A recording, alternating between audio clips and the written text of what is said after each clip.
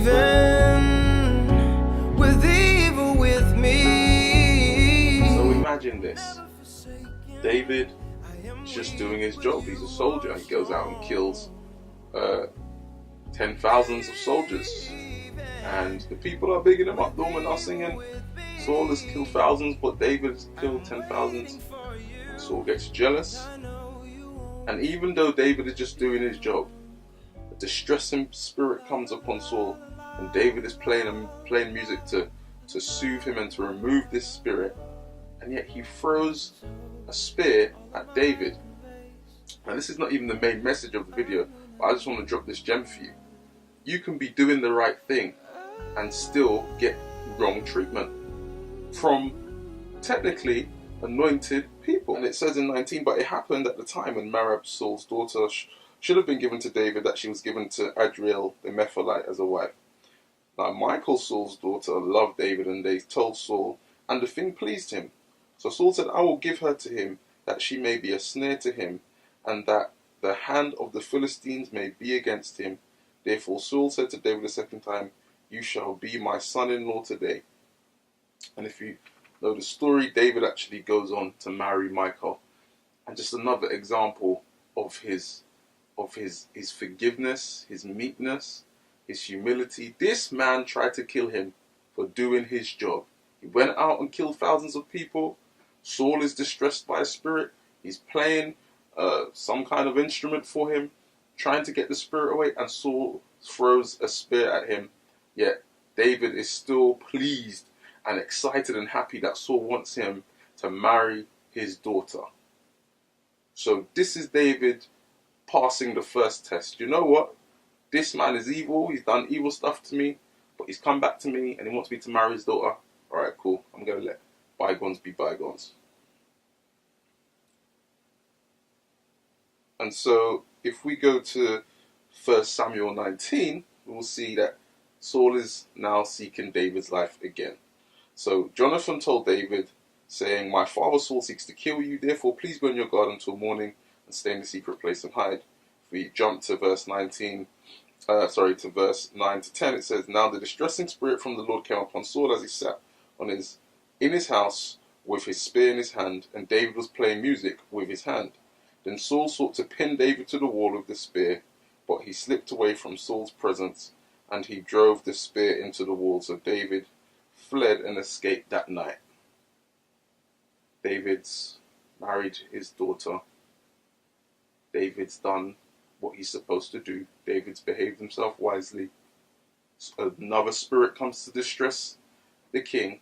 David is playing his instrument to try and get this spirit away, and Saul throws a spear so hard it goes into the wall.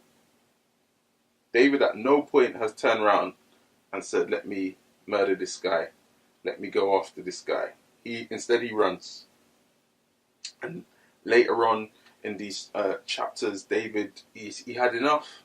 He's had enough, and he takes 400 men and he flees. He runs away. Now, if we go to chapter 24, we're now going to see David exercising temperance. And this is from a position of strength. So if we go to 1 Samuel 24, now it happened when Saul had returned from following the Philistines that it was told to him, saying, take note, David's in the wilderness of En-gedi. Then Saul took 3,000 chosen men from all of Israel and went to seek David and his men on the rocks of wild goats. So remember, David has been in a position of weakness. He's just the son of a farmer. He's a farmer himself. Saul brings him into the army. He does his job well. He kills a lot of men. He becomes a great man of war. But Saul gets jealous. Saul offers him his daughter. Saul tries to kill him twice. And then David flees. David, up until this point, has demonstrated extreme humility because he came from nothing.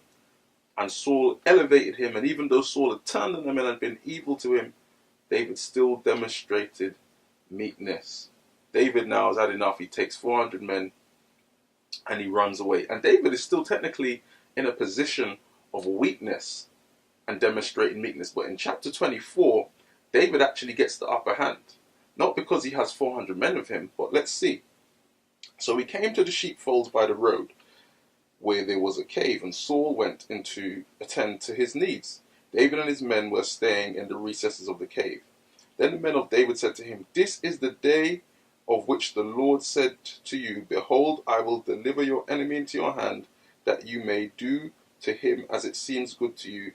And David arose and secretly cut off a corner of Saul's robe. So David's men are saying to him, now, listen, it's your time now.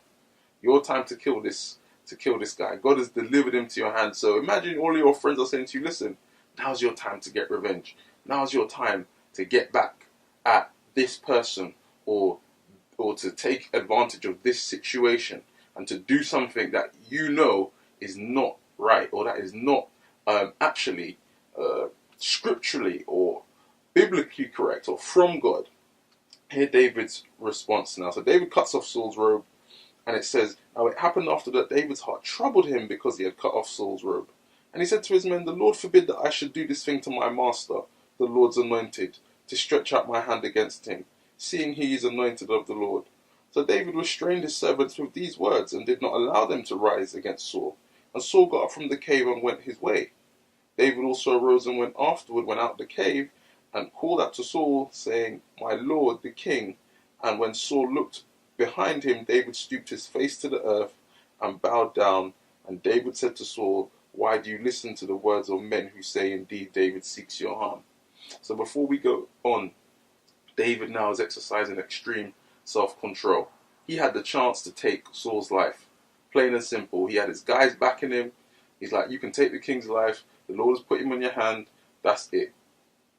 David exercises self-control. He's still forgiving him. He's saying, you are God's anointed. You're my master. You're my Lord. And he's probably even thinking, this is my father-in-law. This man hates him. This man's pursued him. This man's run him out of his home. David has done nothing wrong, and this man is chasing him. And yet David still has respect for the order of God. And he still has respect for this man who is his elder and his master and the king of Israel. Now David keeps calling Saul anointed. God is not calling Saul anointed. No one else ain't calling Saul anointed. David is calling him anointed. Yes, he retains his, like I said, his positional anointing, but no, Saul is not doing anything morally right, not by God's charge. But David had that respect for his master, that he would not lay a finger on him. He just took a piece of his robe, exercising even in that self-control. But that caused him to have a conscience, because he's like, I shouldn't even have touched his robe. Give it